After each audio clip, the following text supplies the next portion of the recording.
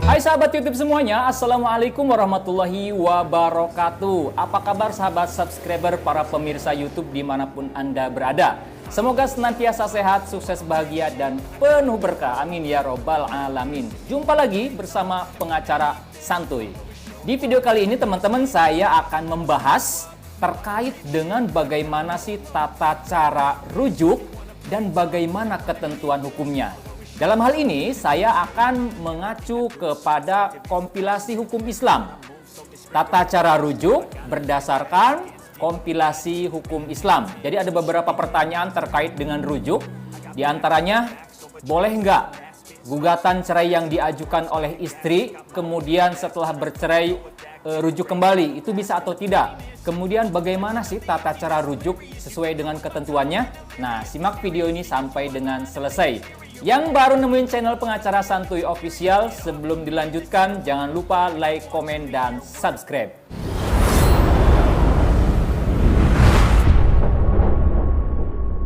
Bagi pasangan suami istri yang bercerai, baik itu cerai talak maupun juga cerai gugat, apakah itu bisa kembali rujuk atau tidak?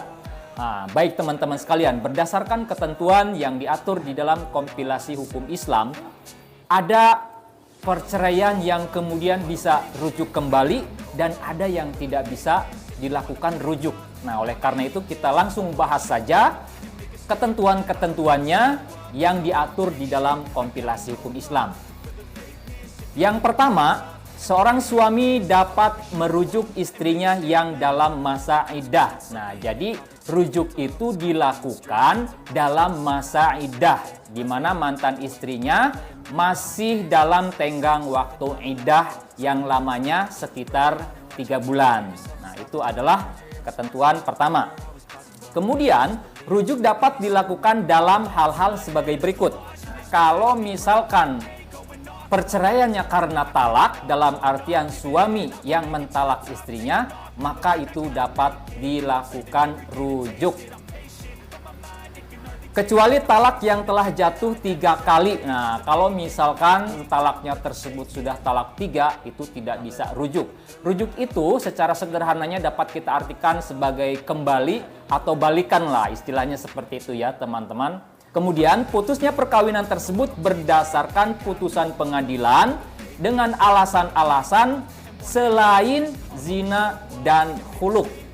Nah, jadi kalau misalkan putusnya perkawinan itu karena putusan pengadilan, yang mana alasan-alasannya itu selain alasan zina dan khulu, itu bisa rujuk kembali.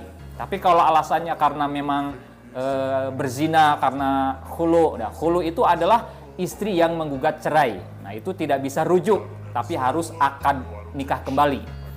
Nah, kemudian tata caranya, suami yang hendak merujuk istrinya datang bersama-sama istrinya tersebut ke pegawai pencatat nikah di mantan suami dan mantan istrinya, datang ke KUA untuk apa? Untuk mendaftarkan pendaftaran rujuk.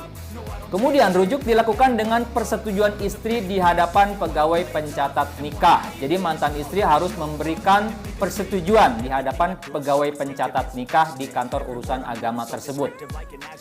Kemudian pegawai pencatat nikah, kemudian petugas pegawai pencatat nikah di KUA akan meneliti berkas-berkas, kemudian apakah memenuhi persyaratan untuk bisa rujuk kembali. Kalau misalkan memenuhi persyaratan untuk bisa rujuk kembali, maka nanti di situ suami akan mengucapkan ya yang namanya ucapan rujuk di hadapan pegawai pencatat nikah, serta dihadiri oleh saksi-saksi, yaitu minimal 2 orang saksi. Kemudian setelah rujuk dilaksanakan, pegawai pencatat nikah akan menasehati suami istri untuk bisa membina rumah tangga yang sakinah mawaddah rahmah dan tidak bercerai kembali di kemudian hari. Kemudian setelah itu nanti pegawai pencatat nikah akan membuat surat keterangan, yaitu surat keterangan terjadinya rujuk, dan mengirimkannya kepada pengadilan agama di tempat berlangsungnya cerai talak yang telah diajukan suaminya tersebut. Dan kepada suami dan istri masing-masing diberikan kutipan buku pendaftaran rujuk. Nah, jadi mantan suami istri yang kembali rujuk itu diberikan kutipan buku pendaftaran rujuk.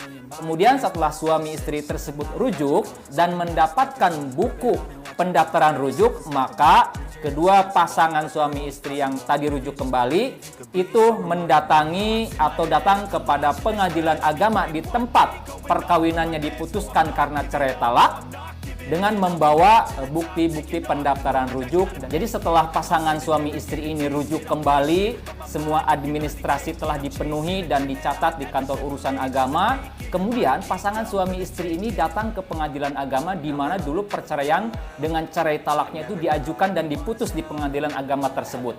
Untuk apa? Yaitu untuk menyerahkan bukti pendaftaran rujuk untuk ditukar kembali dengan kutipan akta nikah atau dengan buku nikah yang dahulu telah diserahkan kepada pengadilan agama sewaktu mengajukan cerai talak dahulu. Jadi buku nikahnya tetap buku nikah yang dahulu. Jadi buku nikahnya bukan buku nikah yang baru, melainkan buku nikah yang dahulu diserahkan sebagai bukti dalam mengajukan cerai talak di pengadilan agama tersebut. Baik, itulah tadi tata cara rujuk dan ketentuan hukumnya berdasarkan kompilasi hukum Islam. Semoga bisa menambah wawasan bagi kita semua. Apabila menurut teman-teman, menurut pemirsa YouTube video ini ada gunanya, ada manfaatnya, jangan lupa untuk subscribe ke channel Pengacara Santuy Official. Sampai jumpa di video-video selanjutnya. Assalamualaikum warahmatullahi wabarakatuh. Don't ever slow up, no I don't take shit. I got no love for the fakeness. If you wanna play tough and wanna hate this, I'll always show up and make a statement. I don't ever slow up, no I don't take shit. I got no love for the fakeness. If you wanna play tough and wanna hate this, I'll always show up.